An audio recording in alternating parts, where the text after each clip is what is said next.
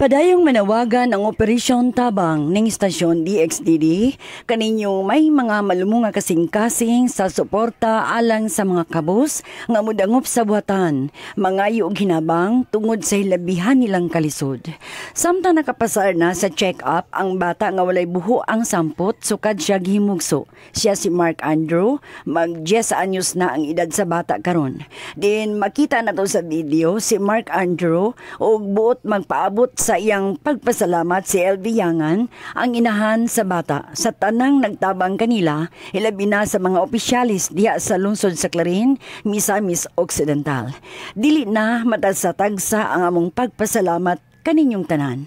Apan kaninyo nga nagpaambit sa inyong mga grasya o panalangin gikan sa tong langit nung amhan alang sa bata, among kinasingkasing ang pagpasalamat ug pinasingkasing nga pagpasalamat kaninyong tanan. Ug atong ipadayon ang pagsuporta sa mga bata sa iyang schedule na usab pagsumpay sa agianan sa iyang sampot, pagpilot sa buho sa iyang tiyan nga temporaryong giagian sa iyang hugaw.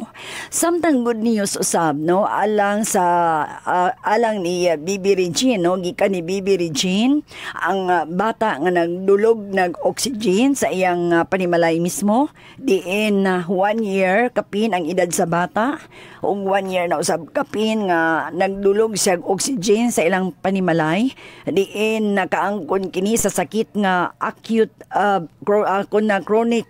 chronic bronchitis diin duha na kaadlaw kapino mga 5 no nga wala na mag oxygen kung pwede na dili na tauran og oxygen ang bata ug dili na kini magreklamo kung dili siya matauran og oxygen.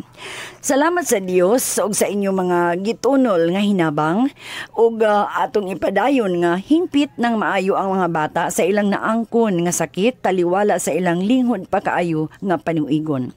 Atong iampo sab ang kalingkawasan sa ilang giantos nga kalisod. Kaninyong tanang nagsuporta sa Operasyon Tabang ning Istasyon DXDD, daghan kaayong salamat kaninyong tanan. Ang Dios na imubalos sa inyong buhat sa kaluoy nga sa Quintas Claras mikabat na sa 449 ka mga kabus ang inyong natabangan nga midangop sa DXDD ug ang kantidad nga kinatibuk ang napahat kanila mikabat usab og 708 kuna 708,802 pesos og 75 centavos. Daghan kaayong salamat sa tanang nagsuporta, nagpaila ug wala magpaila sukad sa pagsuugod sa Operasyon Tabang program sa DXDD ug hangtod karon.